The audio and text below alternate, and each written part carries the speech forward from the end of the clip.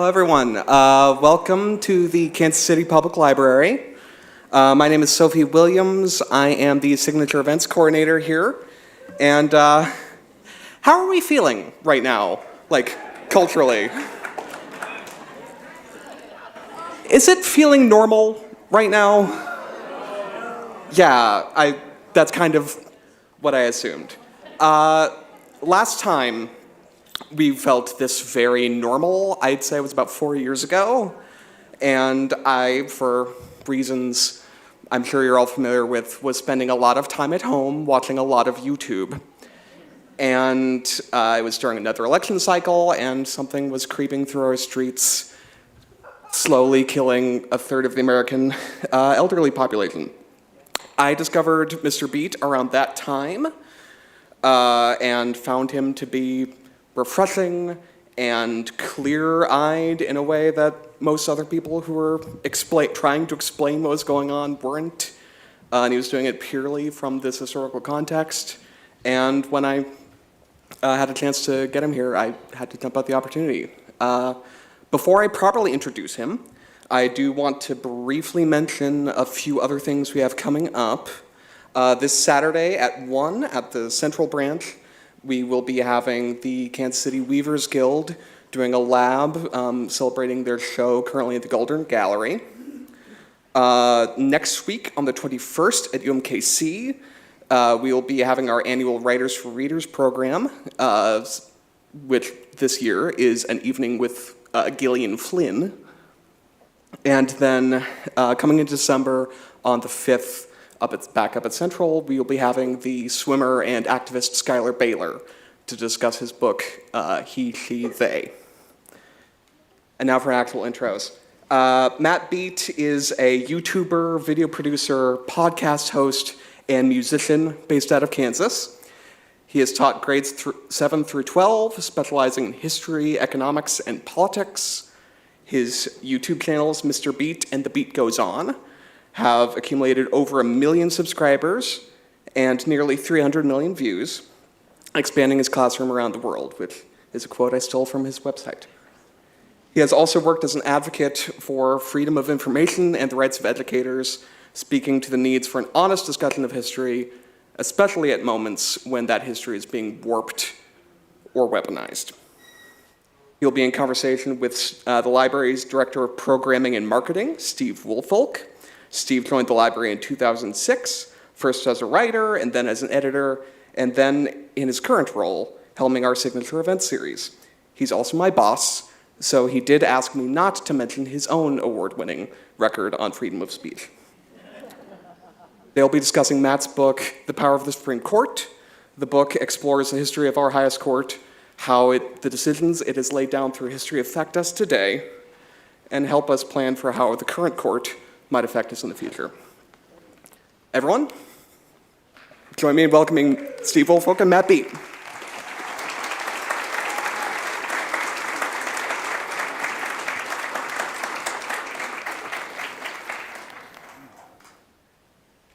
Matt, thank you so much for joining us tonight. Thank you all for being here. Thank you to everybody watching at home. Just to give you kind of an idea of what you're in store for, my hope tonight is that we can offer as thorough a history of the Supreme Court as we can in just under an hour. I think we can do it, if you'll bear with me. I know it's hard to believe, but I think we'll get there. I want to leave everybody with kind of a better understanding of the role the court has played in getting us to where we are today, and maybe give you a little better idea of what's going to come next.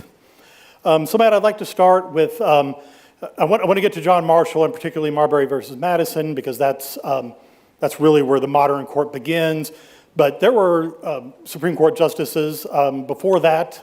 What was happening in those 14 years prior to Marbury v. Madison? Not much. It was actually they didn't like it either. The Supreme Court justices at the 1790s, they had to travel around the country, which back then it took weeks to get around, and the cases were not as impactful. Before Marbury v. Madison, judicial review, which is the ability to determine if something is constitutional or not, didn't exist. And so a lot of the times they were just settling disputes between individuals or companies. And yeah, not as glamorous. So in 1801, John Adams appoints Marshall, and 2 years later, we get Marbury v. Madison. The first thing I want to ask you, am I reading this correctly? Was that the first case that the Marshall Court heard? It was one of the first. I don't know what the first one was, but yeah, like, I think at the time, too, it wasn't really seen as that big of a deal.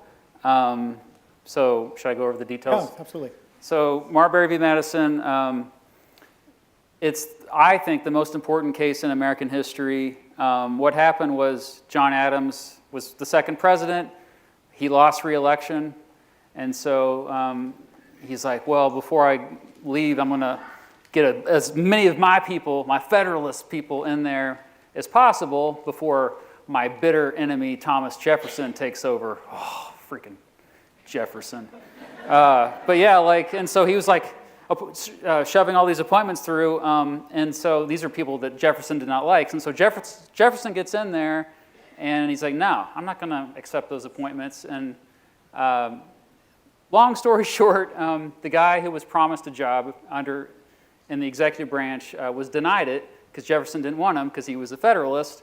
And so he fought it, and it went all the way to the Supreme Court. But the Supreme Court actually sided against him. The guy's name was Marbury. Madison was with Jefferson. So William Marbury, he didn't get his job, but that's not why we learned about that case. The reason why we learned about that case, it was the first time the Supreme Court said a law was unconstitutional. Before that, they didn't even think about that. So Marshall was like, yeah, we're going to take a bolder stance here, and that just kind of opened up the floodgates afterward. And Jefferson had some concerns about this case, right?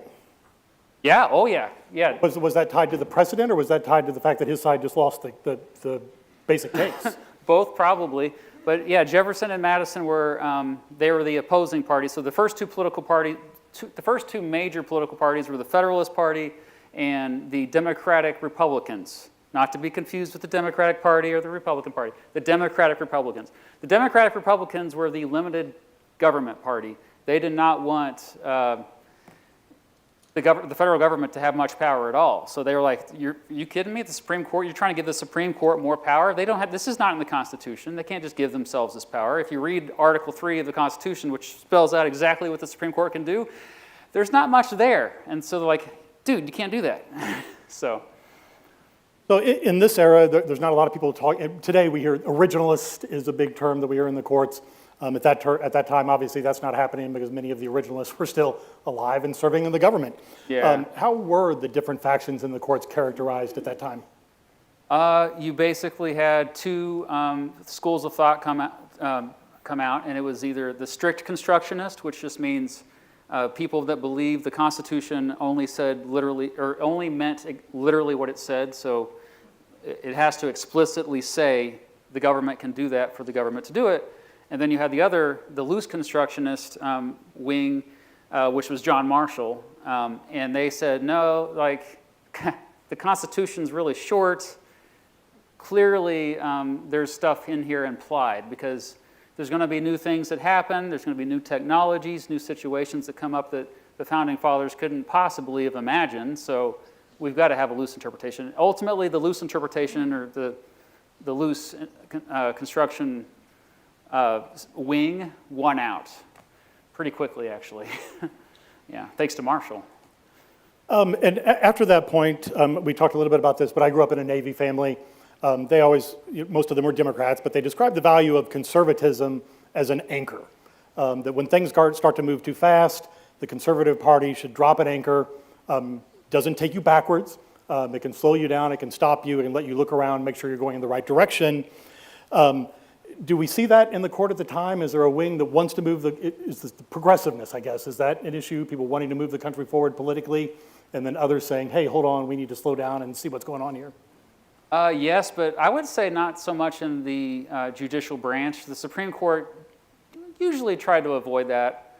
They left it to Congress. And Congress, you had the Federalist Party was I would say, the more progressive party at the time. And John Marshall was a Federalist. He didn't hide that. But there's only a handful of cases in those early years that actually broaden interpretations of the Constitution that gave the federal government more power and less power to the state governments. So Marshall is followed by Roger Taney. Am I?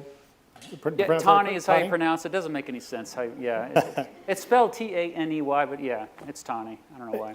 And the court kind of shifts to a more constructionist view at that point. Would that be accurate? Yeah, back to the strict constructionist. So back to like the Constitution only literally means what it says. Today we would kind of call that originalism, but I think originalism has kind of morphed into a whole new thing. But yeah.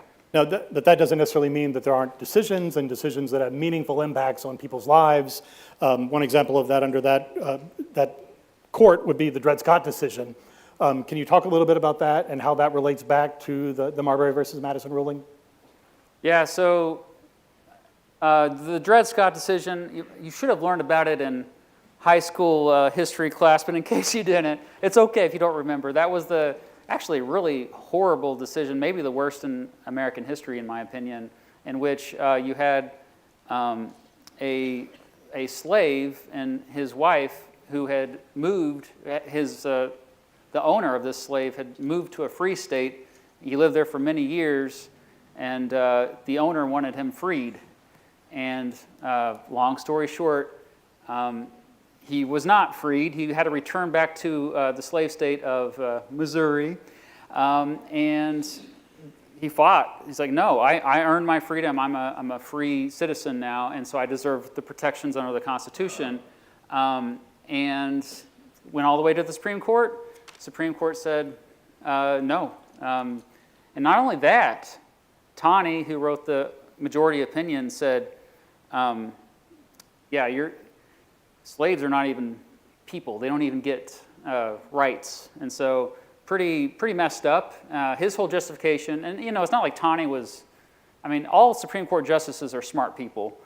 If you read his opinions, it's like, oh, okay, well, I can kind of see what he's saying here a little bit, but come on, man. But his argument was like, there's nothing, our hands are tied. It's always our hands are tied. It's not in the Constitution. We can't do this because there are no explicit protections for slaves in the Constitution. Today, we're horrified by this, but back then, a lot of people agreed with his interpretation. So I think the next big evolution of the court is probably the FDR courts and the rulings on the New Deal. But there is progress happening between that period, between Dred Scott and 1935 when that takes place. What are some of the happenings that are taking place during that conservative period of the court? Yeah, so that's 1850s all the way to 1930s. It's about 80 years of mostly a conservative court. There's exceptions. But generally, they kind of, whenever, one big amendment that's passed between those years, you know which one I'm going to say? No. The 14th Amendment. You got to know about this thing. The 14th Amendment comes up in the majority of all Supreme Court decisions, especially these days, especially the Equal Protection Clause, which, thank goodness, in my opinion, for that, because it really does. It's been interpreted to expand to so many different groups that have been oppressed throughout American history. But yeah, like occasionally they'll look at the 14th Amendment, they'll be like, okay, what did they really mean? It was written during Reconstruction, so it was specifically in mind for the recently freed slaves, African Americans who had been experiencing really, intense discrimination in those years following the Civil War. But others were saying, well, no, you can apply this to any marginalized group, not just former slaves. And ultimately it was, but at the time they went back and forth. And then we have what's known as the Lochner Era, like Taylor Swift eras.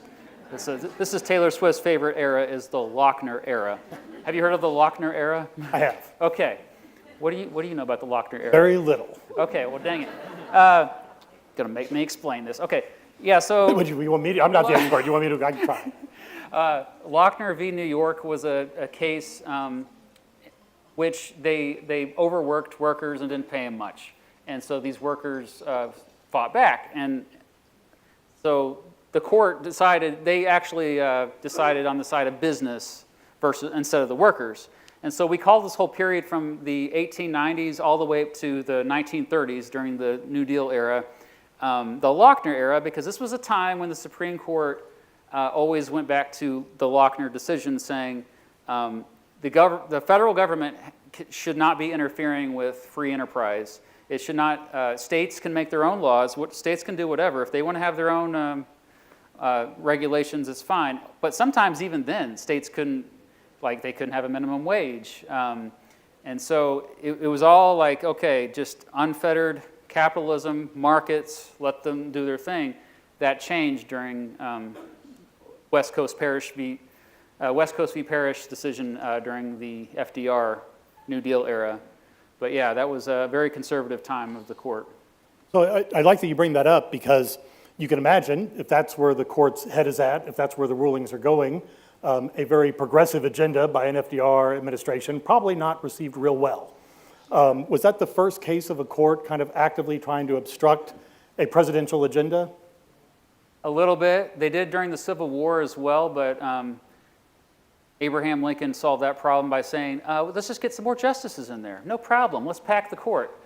You probably never realized that, did you? They had 10 justices during the Civil War. But yeah, in the 1930s, same thing. Franklin Roosevelt and Congress was on his side. They were getting all this New Deal legislation in place, but the Supreme Court was saying, no, all that is unconstitutional. And so they were it was like the first, I would say, serious roadblock to legislation. And so that's when Franklin Roosevelt talked about, yeah, let's pass a law to expand the size of the Supreme Court.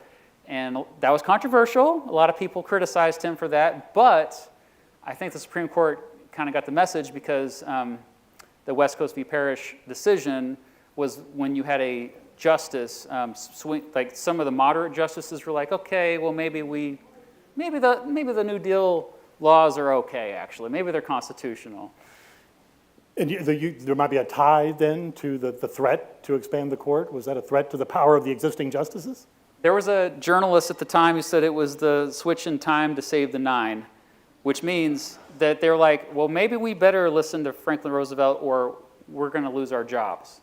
So it became, the court became more political at that time, I would say. They kind of did change behavior based on public pressure and pressure from Roosevelt and Congress, yeah.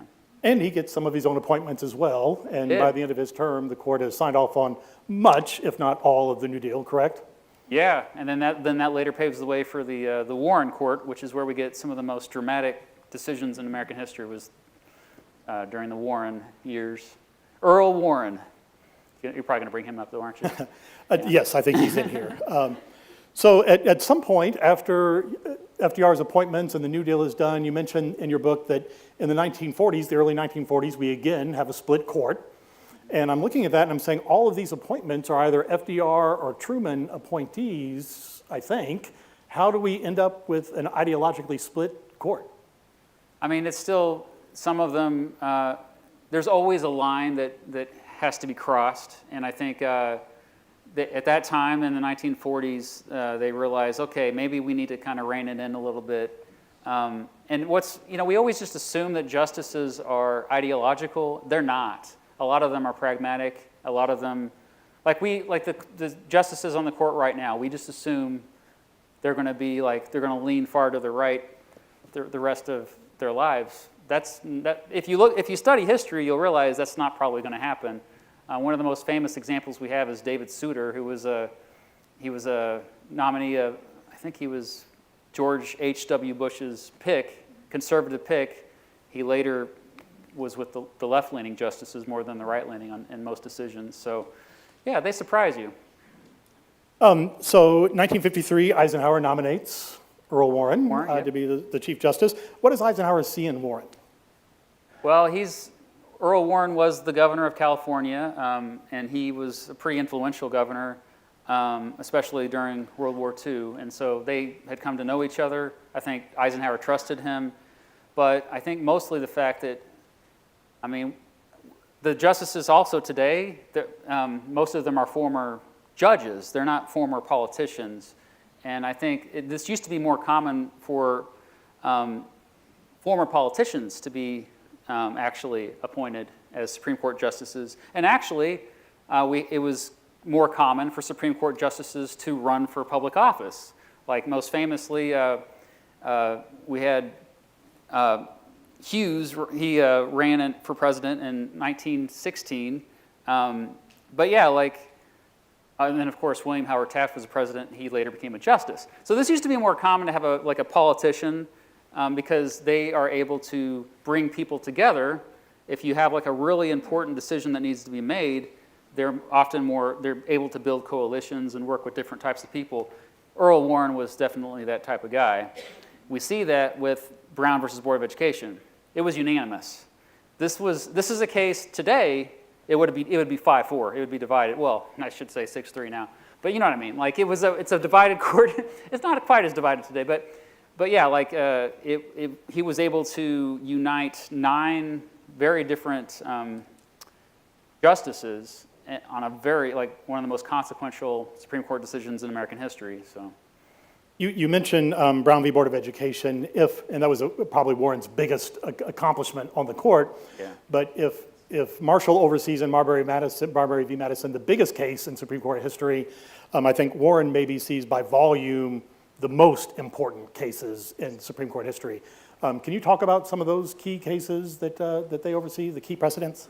Yeah, we had the 1950s, 1960s, unprecedented time of the expansion of civil liberties and civil rights, and mostly because of the Supreme Court. I mean, the Congress has passed some laws too, but so we had cases like Griswold v. Connecticut, Matt versus Ohio. So Griswold v. Connecticut expanded privacy. That was the one dealing with birth control. Matt versus Ohio expanded privacy, meaning in terms of your own possessions. Police officers couldn't just bust down your door anymore. Miranda rights. The Miranda v. Arizona, so police officers had to let you know what you were actually being detained for before you were charged. A lot of Fifth Amendment, Sixth Amendment stuff. There's Gideon versus Wainwright.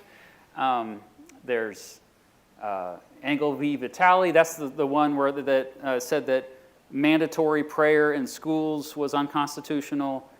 Gideon v. Wainwright was also a lawyer has to be provided for you if you can't afford one. That's just the tip of the iceberg. What else we got? There's a ton. It just happens in a short amount of time. It's crazy.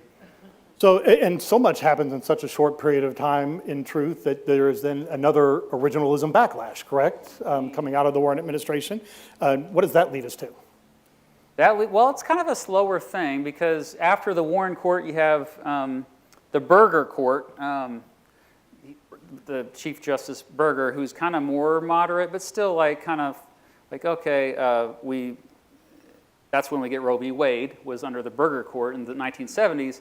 But then we get Rehnquist in the 1980s, and then up until Bush v. Gore, 2000, which is another famous case. And yeah, so there's this idea of originalism, the idea that you have to interpret the law as it was written when the law was written. You can't interpret it in a different way because the times have changed. You have to interpret the law how it was written originally. That's why we call it originalism. I always say, though, that there's not really any true originalists. There's Antonin Scalia is probably the most famous supposed originalist, but even he was inconsistent on that. Sometimes he'd be like, I'm not going to be an originalist with the decision. So I think it's kind of a misnomer, but it's still there, and it's still current justices on the bench like Alito, Gorsuch, they claim to be originalists as well. It still has a big influence on the court today. It seems like in that era following Warren, there was also maybe a rise in tests, a reduction in firm rulings, and a movement more toward, let's offer some instruction to the lower courts on how to deal with this. Is that my imagination, or did that really kind of uptick there? Yeah, that kind of all started, I think, with the Schenck decision, where that was the one, the fire in a crowded theater, not all speech is protected under the First Amendment. They're like, well, if not all speech is protected, whoa, that could be a slippery slope. We got to set some kind of test. So they had the clear and dangerous doctrine, which said if it's going to cause someone to be in immediate danger, then that speech is not protected. And then later on, yeah, they had other things too, like the Brandenburg test. That was a case where Brandenburg was a member of the Ku Klux Klan, and he was saying things that were, you could argue, were insightful, that could lead to people being in harm's way. But the Supreme Court actually sided with the KKK in that case because they said that it was not proven that that speech would actually cause harm, and they had their own test. And so, yeah, they, to this day, I think they do that to kind of cover their butts, yeah. So in the 1980s, the term originalism really starts to pick up steam. Yep. And from 1981 to 1981, Reagan and George H.W. Bush combined to appoint 6 of the 9 Supreme Court justices. And I'm curious, has there ever been, especially with Scalia, Rehnquist, and Clarence Thomas, has there ever been a quicker shift towards conservatism on the court? Other than during the Trump administration? Up to that point? Yeah, probably not, no, yeah, it was a big shift, and that's also why you see, like, you compare the decisions of the 1990s even though we had a Casey v. Planned Parenthood actually let Roe v. Wade stand. That was kind of the exception, but you could kind of see by that time that it had changed because of that big shift during the 1980s that you mentioned, yeah. So that's a good place for me to talk about Sandra Day O'Connor. I want to mention her because, one, she was my hero growing up. I love Sandra Day O'Connor. She appeared at the library several years ago, so I adore her also for that. But also, I considered her to be the most influential associate justice in the court's history. And that's because when I think about the court that she was serving on and being the first woman on the court, the only woman on that court, and almost single-handedly holding back this wave of originalism, I can't imagine the courage that must have taken. Where do you rank her amongst associate justices throughout history? Yeah, she's up there in the top tier. I mean, there's only been 116 Supreme Court justices, believe it or not, and she was the first female appointed by Reagan, and definitely a moderate, pragmatic voice. I would say that I tend to be biased towards those type of justices, so yeah, I really appreciated her. When did she come here? Was that 12 years ago, 10 years ago? Yeah. Sad that I missed it. We did a legal landmark series, and she kicked it off for us. That's cool, yeah. Her book, Majesty of the Law, one of the greatest all-time legal books ever written, in my opinion. I love it. So O'Connor's retirement in 2005 is the first of 3 events that marks yet another big shift for the court because her swing vote is replaced by the reliably conservative Alito. In 2016, we have the death of Scalia and the denial of Obama to pick a replacement. So he's eventually replaced by Gorsuch. And then, of course, the death of Ruth Bader Ginsburg, and Trump gets to replace her as well with Amy Coney Barrett. Should I even ask, is that the biggest shift in the Supreme Court history? Yeah, I mean, just because it all happens within like 3 years. So now what's also interesting, I should add, is this is kind of what I was saying earlier, is that we think we know them, but we don't. They're very shielded from politics. They don't have to worry about being reelected. And so I think they will surprise you. Kavanaugh has surprised me from time to time. He's sided with the left-leaning justices. Gorsuch has. Amy Coney Barrett has this past year. So I think that if it's not good to assume they're going to always vote a certain way. So there's one more addition to the court after that with Brown-Jackson, Biden's only appointment, getting brought on board. And that brings us to the court we have today. Just to go through that real quickly, we have Jackson being Biden's only appointment, Gorsuch, Kavanaugh, and Barrett being Trump appointments, Kagan and Sotomayor being Obama appointments, Alito and Chief Justice Roberts being W appointments, and Clarence Thomas being the HW appointment. Interesting to me that there are appointments from George H.W. Bush, but none of Clinton's remain. Yeah. You spend a good amount of time in the book talking about how chief justices often influence the courts they oversee, but this Roberts court has been interesting to me because in a lot of ways, he's overseen this move to the right, and he's been a part of it in some cases, but as you were just saying a moment ago, in a lot of ways that shift to the right has happened in spite of him. Yeah. How unique is that in the landscape of the Supreme Court, that the Chief Justice is kind of on an island trying to hold back a tide of change. I don't think history will look as kindly on Chief Justice Roberts. If you're watching this, Justice Roberts, I'm so sorry.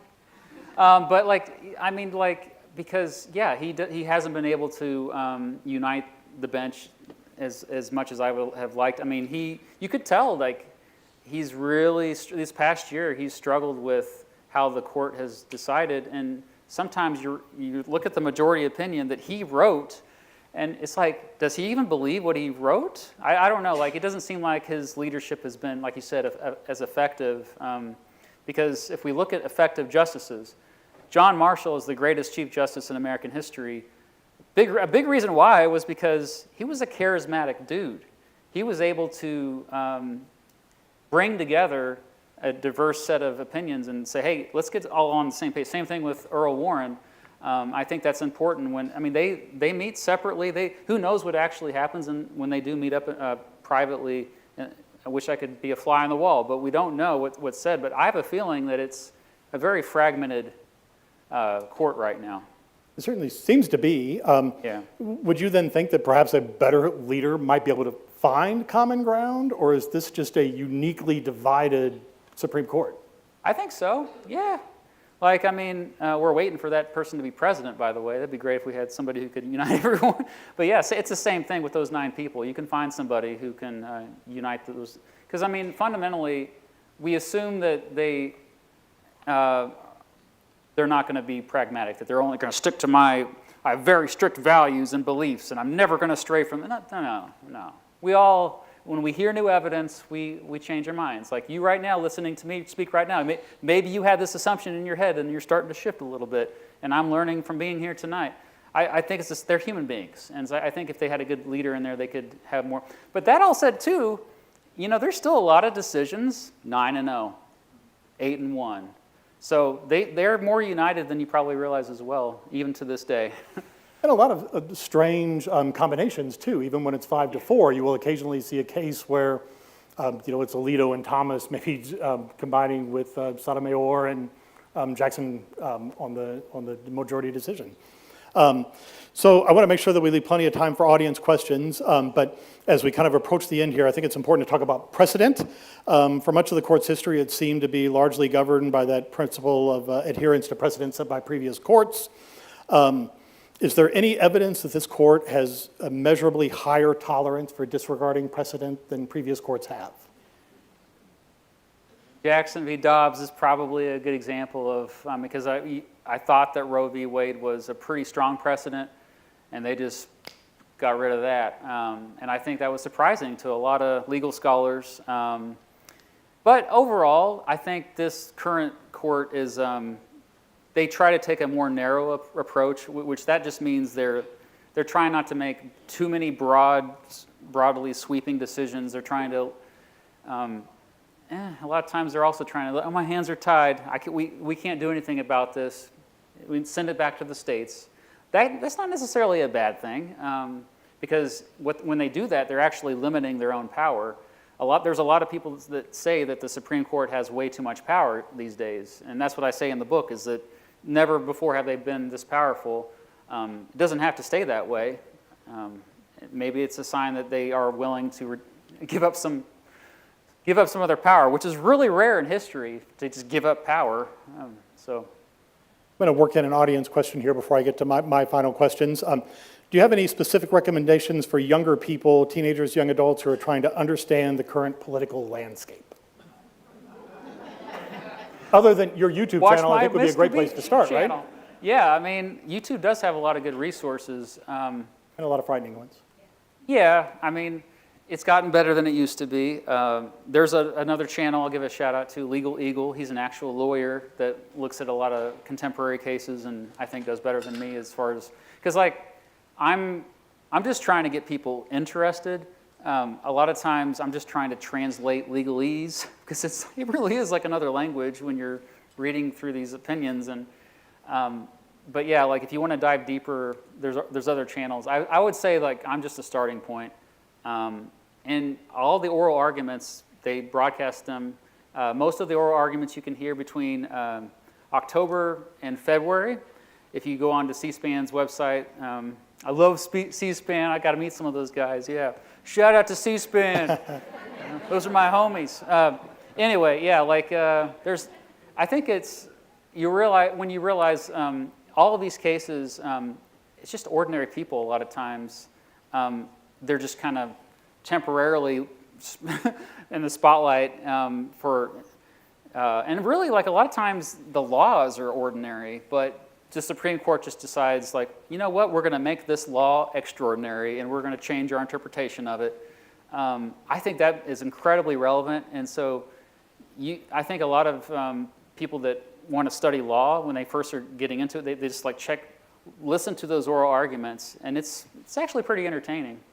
Any particular decisions that you would recommend reading that are particularly well written or easy to understand? Obergefell v. Hodges, that's the one that legalized same-sex marriage. That was one of the cases that inspired me to make my series Supreme Court briefs and write the book, because I was like, wow, Congress for so long wasn't doing anything about this. The culture had shifted. Supreme Court stepped in when Congress didn't do anything about it. And there's actually a case going on now that, like a lot of my viewers, my channel, actually make sure you get the name of the case right, that's why I pull up my phone, that the oral arguments are on December 4th, I believe. It's United States versus Scrametti. It's about a kid in Tennessee who wanted gender-affirming care, was denied because it was illegal in the state of Tennessee. They are fighting it. It's all the way to the Supreme Court. They're going to hear oral arguments on December 4th. Fascinating case. There's a lot of the cases you don't know if they're going to be a big deal, so it's kind of hard to tell. A lot of the biggest decisions they don't announce until June. That's why the last week of June is always like grab the popcorn, like let's see what like a lot of big decisions are announced then. I love this question. Do you find conversations about politics leaking increasingly into discussions of history on your channel or in the classroom? Yeah, they've always been there. I mean, I specialize in communicating political history, American political history. The heck with those other countries. But no, like that's what I taught mostly in the classroom was American history. But yeah, I mean, politics is everywhere. You can't escape it. And I think anytime I hear someone say, "Oh, I don't want to talk politics. Let's not bring politics into this." Politics is always there, whether you want it to be or not. So I think we need to get rid of that idea that like it's a separate thing. No, it's everywhere. Is there a rise in people using modern politics to try to color history in a particular way? And is that more troubling than what we were just talking about? Yeah, like a great example is I made a video about how the Democratic Party used to be the more right-leaning party, the conservative party, and then now the Democratic Party is the more left-leaning party, or that could change again. But so many people were angry that I made that assertion. It's pretty, like, I backed it up with a lot of evidence and everything, but because there are certain people that want to make one political party look good and another political party look bad, they're like, well, no, you need to tell history this way. Because if you tell history this way, it's going to make my tribe look better and the opposing tribe look worse. We need to constantly be aware of that. I tell my viewers all the time, please don't just trust everything I say. I am biased. Everyone is biased. Please check my sources. Please research for yourself. And also, as I'm telling the story, I'm constantly bringing in historians to say, well, this is what this historian said. I'm not just pulling this out of thin air, So another question from somebody watching online. This is a tough one. How much are Roberts' failings as Chief Justice an extension of Bush's failures to size up the character and the qualifications of the people that he filled his administration with? Let me maybe frame that an easier way for you to answer. Can you think of another example through history where a president had trouble hiring good people and you saw that reflected in their Supreme Court? I mean, what's crazy about the Constitution is there's no requirement for being a Supreme Court justice. My 10-year-old daughter could be a Supreme Court justice. There's nothing in the Constitution saying she couldn't be. Almost all of them have been lawyers. Almost all of them have been judges. And so I think pretty much every president has done a good job. Like, there's not been one case where I think presidents have done a worse job picking their running mates. Like Thomas Jefferson having Aaron Burr as his vice president was probably a bigger mistake than any Supreme Court justice pick. But nobody woefully unqualified. I don't think so, not that I can recall. All right, before we get to audience questions, you want to give away a couple of books? I think we had maybe a couple of Yeah. trivia questions. You all want to play a little trivia? Well, let's just see if you're paying attention. Okay, this is your test. So can we get someone to grab the microphone, perhaps, so that way if someone raises their hand, or maybe if I just see them, I guess. Or maybe the first person that runs up to the microphone. Let's do that. The first person that runs up to the microphone, but please don't hurt anyone. Okay. Is that okay? Well, I can run. Yeah. Okay. Wait. Running. Okay, my Don't- first. Don't want anybody hurt, but just be aware that we may not see the first hand up, so go ahead. Okay, did I sign this book? I may have forgot to sign it, but there's a sticker in it. You get this book if you can answer. If you can answer, not only who was the most influential Supreme Court justice in American history, but what was the most important decision that they wrote the majority opinion for? Oh, something. I saw this hand first. That was the first one I saw. John Marshall and Mayberry versus Madison. Marbury. That's close enough. I'll give it to him. Give him a round of applause. That's good. Thank you. Congratulations. Okay, my next question is, I can do it. Well, I'll do it easier. That's fine. So when the Supreme Court started out, there was only 6 members. Now there's 9. What's the most amount of justices there's ever been on the court? It happened during the Civil War. I saw this one first. 10. You got it. Good job. Thank you. Right. A+. All right, so if any of you have questions for Matt, I'd encourage you to come down to the microphone so the folks at home can hear the question as well as the answer.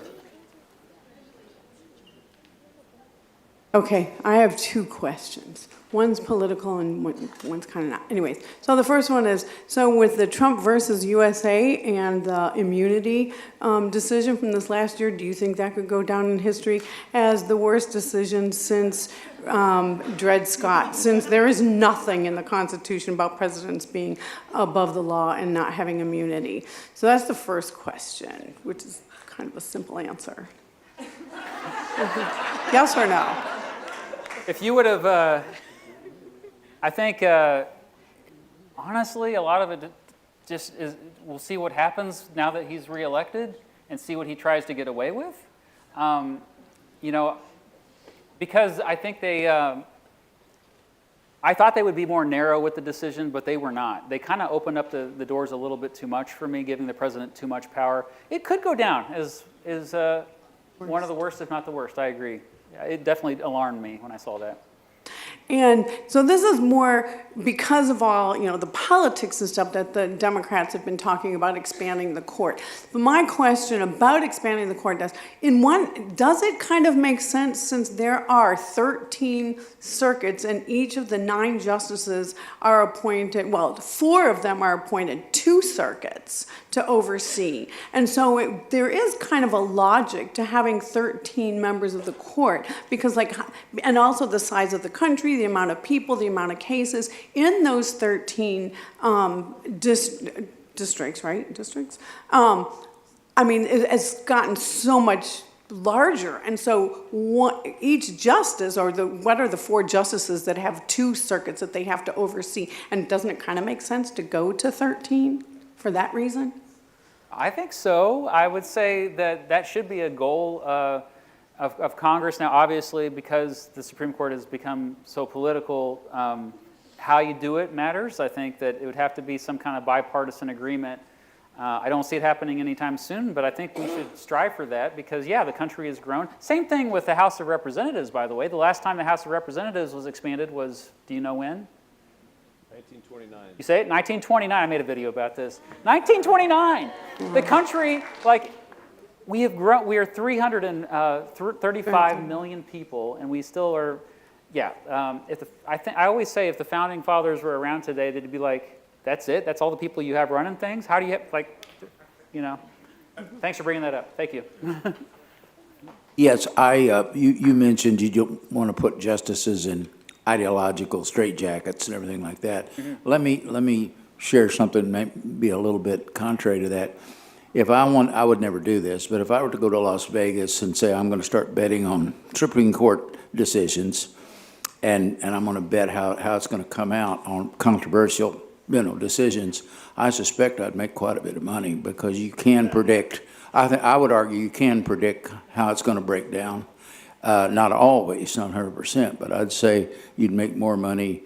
You'd win more than you'd lose. Let's put it that way. I'm just interested in your comment on that. Yeah, that said, that's on the big cases that catch our attention. The Supreme Court hears between 80 to 90 cases each year, and the vast majority of cases we don't even hear about, and those are usually the ones where they end up agreeing. We hear about the ones where there are ideological differences. But yeah, you do make a good point. I mean, I shouldn't downplay the current ideological leanings of our justices. I hasten to say I'd never do anything like that, but if I would. Anyway. I would only add to that the bookkeepers also know that information, and they're really good about making sure that all that money is coming in on both sides. Over here. Hey. Hey, good to see you again. My question is just through your research, do you happen to see a shift in a little bit of the ethics, or am I just kind of caught up in the echo chamber? Do you happen to see that this court is maybe taking more unethical bribes, stuff like that? Is that more prevalent now than it ever has been, or is that just kind of me caught up in my own echo chamber? Thank you. I think we know about it now. A lot of the stuff that happened before, like 100 years ago, 200 years ago, maybe it did happen. But yeah, certainly there is evidence. There's been research by ProPublica in particular. A shout out to ProPublica, one of my favorite journalism or media companies. They found evidence that, Clarence Thomas and Sam Alito both were involved with unethical behavior. And there is no ethical code that's mandated by Congress or anything like that. They kind of have their own little thing, but I mean, yeah, we are all influenced by, it's just like me making videos. It's like if somebody donates to me on Patreon a lot, I'm going to be more like, okay, I'll listen to, they want a video about that Supreme Court case, and maybe I will make. I mean, come on. We all respond to incentives, so we need to scrutinize their incentives, and there should be a magnifying glass on them. Thanks for bringing that up. I've got two questions. The first one is, you mentioned that you can't really say, I don't want to bring politics into this, because politics is everywhere. Yeah. I was wondering, how would you define what makes something political? Because obviously it's not just government is involved. How would you define that? Politics is how power is distributed. So anytime there is more than one person in a room, there's politics. You have a relationship, two people. If one person is dominating over the other person, that's politics. And my second question is, a somewhat contentious topic these days is that of term limits, and there are people arguing for it and against it. I was wondering if you might be able to talk about what the arguments for it and against it are for the Supreme Court. Yes, thanks for bringing that up. I honestly don't really have a strong position personally on this, but for those who argue that there should be term limits, if you do have a Supreme Court that has such power and influence over laws in this country, and they're serving on this court for 30, 35, 40 years. I mean, I think Clarence Thomas has been on there for about 35 years now. Then, that's a lot of power that one person has. So that's the argument for term limits.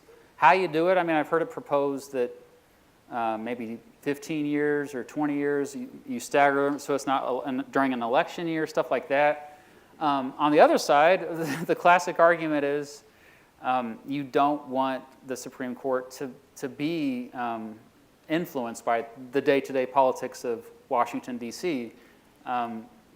When you think about the fact that they are somewhat isolated from the lawmakers and from the president, I kind of compare it to the Federal Reserve Bank. A lot of people think the Federal Reserve is part of the government. It's not. It's actually a separate whole thing. And I think that's actually a good thing. You don't want them to be corrupted by power. Now that said, the Supreme Court undeniably has a lot of power. So I think unless you address that, then the term limits conversation is just going to be inevitably keep coming up over and over again. So, yeah. Thank you. So we'll come over here. We'll finish up with these 7 people that are in line, or these 6 people now that are in line, and then we have 2 more online questions, Okay, and we'll I'll be wrap it briefer. there. Hello again, sir. Hey. Again, long-time viewer of your channel. It was very nice to meet you earlier. I have 2 questions, one pretty standard and then the other one a bit more trivial. The first question is, as an educator yourself with lots of experience in the education field, as I'm sure you know, there's lots of calls to get rid of the Department of Education and stuff like that. As an educator yourself, where do you think all this is coming from? And also, I imagine you have some opinions on the education system as is currently, and how do you feel, what are the necessary steps that you think are to remedy those issues? Yeah, it is a big question. Just to try to be brief, I think this whole idea that we should get rid of the Department of Education or weaken it, I think just stems from people's frustration with everything. They just think, oh, we need to blame the federal government. And so they're an easy target. It's only been around technically since the Carter administration. But as far as education at the more local level, what do we do? I know there is a big push now for, a lot of people want to see more choice and privatization, and more people are homeschooling. That seems to be the trends. The fact of the matter is public schools have not fulfilled the promise of adequately educating our kids. It's left a lot of kids behind.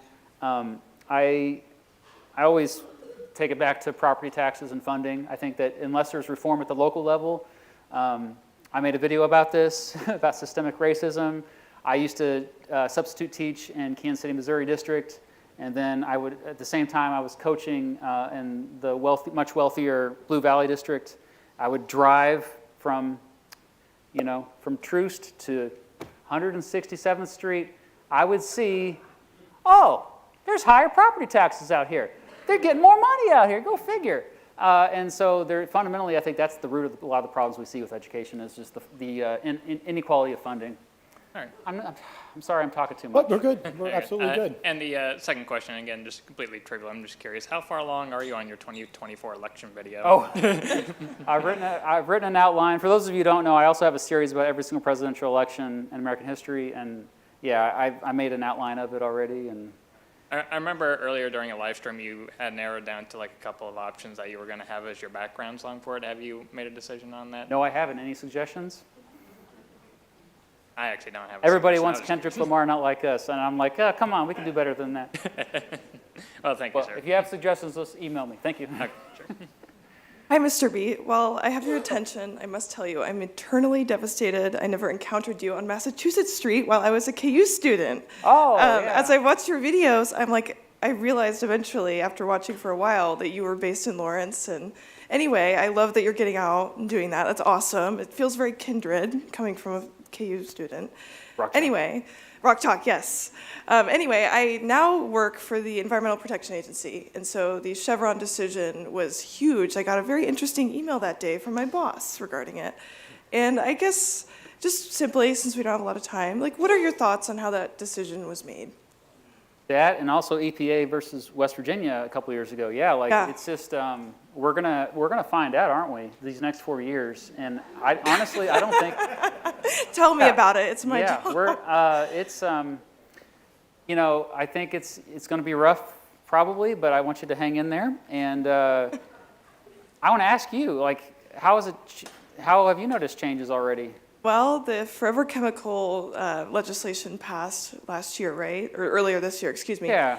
And so I do a lot of work relating with that. And it's curious how that will proceed because Chevron really helped research, or Chevron, I suppose, allowed research to influence how laws were interpreted, right? Or enforced. And so it's still early days, which is, I guess, why I'm curious what your predictions are. Well, okay, to be optimistic, Okay, I try to be optimistic. Congress could do a better job of writing very specific legislation to guide what the EPA needs to I do. agree, yeah. And also guide funding, and especially funding. So it could be okay. I have Republican friends who say that's what the goal is, that they're just trying to get rid of the bureaucracy, you know. Yeah, the pessimistic side, we won't get into that, but I think we already know, right? We already Right. know. You won't be able to do your job. I just wanted to tell you I'm sad I missed you on Massachusetts Street. Well, that's okay. You saw me here. Thanks for coming. Anyway, thank you. Well, hello. Hello again, Mr. Beat. So my question concerns gaming, but if you don't have an answer, I'd like to know what you would like to see. But anyway, so as a Call of Duty fangirl, I know it is historically inaccurate when it comes to politics. You also have, on the simulation side, we have Democracy 4, Power Revolution, things like that. Do you have a video game that you would kind of recommend that's like on the politics side? You know, maybe one concerning things like, you know, the Watergate scandal or relationships in politics or something, you know? I am sad to say I'm not a gamer like I used to be. I would say like I'm more of like, I always recommend movies in terms of 12 Angry Men. Have you seen it? 12, say it again? 12 Angry Men. 12 Angry Men. No, but I think I'll check that out. It is a classic. But yeah, I gave up video games when I was in college after I got my PS2 stolen, so I'm so sorry. Oh. But if you, please, teach me. Like if you come across something, email me or find me on social media, because anything to get people interested in this stuff. Oh, well, Let me know. if you want to get more of the younger people like me into it, definitely do a live stream maybe of you playing Democracy 4 or something. Democracy we 4, can see how okay. you run a country or something. All right, it's a yeah, great one. I'll do Democracy anything. 4, it's a great one. Thanks for I'll entertaining look my it up. question. Thank you. Yes, sir? Sitting here. Thank you for mentioning about the Federal Reserve. Oh, yeah. I've asked bank tellers, and they don't know that the Federal Reserve is a private corporation that's never been audited. And it's the only private corporation in the country that has a tax-funded collection agency, the IRS. Now,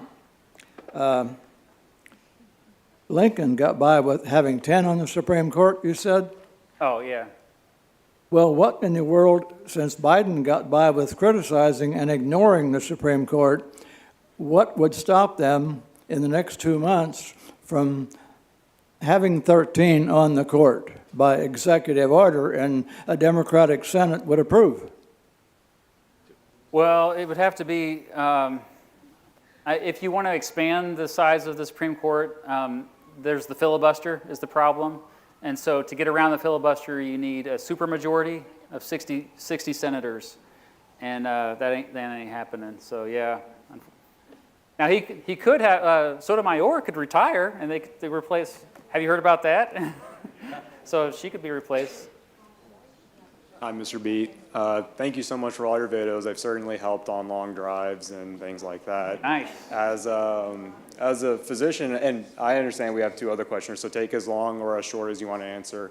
As a physician, how has the Supreme Court sort of shaped healthcare? And how do you think this current Supreme Court's going to shape healthcare? I know abortion's is a very hot topic, but anything else that you see or discussed, or maybe even local courts? Well, I mentioned that gender-affirming care case. It's, other than that, I haven't noticed too much. I think what this current court prioritizes is they want to really strengthen the federalist system, so shift more power to the states, which that could be detrimental with healthcare for certain states that are, I mean, there's like 10 states right now that are going to go bankrupt if the federal government doesn't help them out. Also, I worry about rural hospitals. I mean, places where they're losing population, and these hospitals are shutting down, so people don't have access to health care. So I think sooner or later they're going to have to hear a case on that. The other thing about this current court is, yeah, they generally tend to be, I would say, more deregulation whenever possible. So I think if you want to look for hope with this court, you're probably going to have more hope with, better luck with, writing your congressman or congresswoman than you are. Thank you so much. Not a satisfying answer, probably. Thank you, though. I just wanted to say before I ask my question, I liked your Zapruder evidence, the JFK video that you did Oh, a while thank back. you. That one was really cool. Yeah, got to actually go there. So my question has a little bit to do with the Marbury versus Madison. I mean, it's not directly related, but it's precipitous of that. And in 1946, a mathematician from Princeton was studying for his naturalization exam. So he was reading the Constitution very thoroughly. You know where I'm going with this? No. Oh. I'm just excited. And he found what he interpreted as a contradiction or a loophole that would allow for an autocracy to legally manifest, not break the Constitution at all. And he took this to Einstein and asked him, hey, am I just Looney Tunes on this, or is this actually something? They had thorough discussions about this. He even asked his examiner. This guy was Kurt Gödel, and he is known for his incompleteness theorems. He's a very, very well-known mathematician. My question is, since we don't know what this loophole is, because he never actually publicly talked about it, if such a loophole does exist, how do you think the Supreme Court would react if it was used? Well, the good news is the Supreme Court is anti-authoritarian from everything I've seen. So I don't think that's and that's another thing too. If Trump does try to do something authoritarian, I think it would be tested. And a lot of people are cynical right now about our judicial system. I get it, but raise your hand if you've ever served on a jury before. Yeah, you know, people that served on a jury. Our judicial system's awesome. That's what's kept us going. Our judicial system's is the reason why we have, it's why we've become the richest country in the world for the past 125 years, because contracts and because small businesses are protected. I mean, I have faith in our judicial system that we're going to get through any autocrat wannabe trying to test the Constitution. But man, this loophole, you don't know what it is? I have theories. I could email you a few of them. Yeah, sure, reach out. That's fascinating. Maybe that's a future video. One of them has to do with making new states. Oh, boy. Okay, interesting. All right, last but not least. All right. Hi, thanks for coming out, Matt. Sorry about your PS2. That's a bummer. Oh, yeah, it's okay. It happened in 2003, so it's okay. I've gotten over it. So time heals all wounds. This is actually directed at your other YouTube channel. It's been a pretty heavy evening, so I'm going to give you a slow chill for the mound to kind of round it out. What's your favorite Beatles song? Oh, wow. Yeah, I have another channel. It's called The Beat Goes On. Appropriate, because my name actually is Beat, by the way. But yeah, it's just music history. And I have a video about the Beatles. But yeah, I'm just stalling because I can't think of a. Hey Jude, probably. I know that's cringy to say. No, it's all good. Don't Let Me Down is less cringy to say off the White Album. I like that one a lot. Cool. Yeah. All right. What about you? I mean, it's like picking favorite children. I am the walrus. I don't know. Oh, okay. They're all good. They're all good. I always love to hear answers to that question. Cool. Awesome. Thanks. Thank you. So I'd wrap up here with a couple more. I want to get to a few of these online questions. We had a bunch that came in. Going to combine a couple here. The Supreme Court derives its power from public trust in their legitimacy, which might be at an all-time low right now. What would it take for the court to regain the public's trust? And what changes would you, Mr. Beat, make in order to bring more checks and balances to the Supreme Court? I think the fact that many of them do sincerely, I think, want the Supreme Court to have less power, to rein it in, to say, hey, Congress, you need to step it up. You're the most important branch of the government. Come on. But also, when there are these issues where there's a clear majority of the public, it's okay to listen, to kind of put a pulse on where the American public is. If you look at polls, like Gallup does polls of how much the Americans like the Supreme Court. Even 20 years ago, I think it was as high as 70% of people, even after Bush v. Gore, people still mostly like the Supreme Court. Now it's like approval rating of like 35% or lower than the president. So it's bad. They need to do something to regain trust for sure. And a couple of questions about state courts. Are there, if this is not something you're able to answer, let me know. But people wanting to know, are there states that you feel like really get it right on how they go about appointing judges? And do you think that the way states are handling this have in many ways become more efficient than the way the federal government handles the appointment of judges? I'm not very knowledgeable on that. I will say that I don't like voting for judges. In Kansas, we vote for judges, and I'm always like, why are we doing this? I think they should be appointed, not voted directly. And I want to end with this. So as we talk about the history of the court, one of the common themes that we went back to again and again was the shifts in the court. Sometimes that happens with new appointments. Sometimes it happens simply because the court's ideology changes. Should that give people hope going forward if they have not necessarily agreed with this court in the last 4 years? Do you anticipate that that will continue, that there will be another shift back to more maybe progressive values on the court in the coming years? Well, John Roberts has shifted to the left over the years, if you look, since he became Chief Justice. Yeah, I mean, there are a lot of people that are upset that that Trump won re-election purely because of the fact that he's probably going to get at least one, maybe two Supreme Court nominations. I would say, again, don't just assume that, A, the person that he's going to put on there is like this far-right person, and B, that this person is going to predictably vote a certain way. People change. So I know I've changed. I was actually pretty far to the right myself when I was younger, and shifted to the left as I've gotten older and learned a few things. Matt, thank you very much for being here. Thank all of you. Really appreciate it. Have a great night. Thank you so much.